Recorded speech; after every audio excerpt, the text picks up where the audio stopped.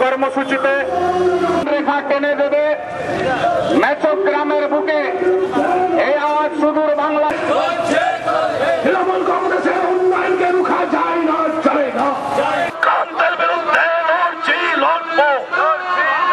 CBI ও BJP চাই জবাব দাও।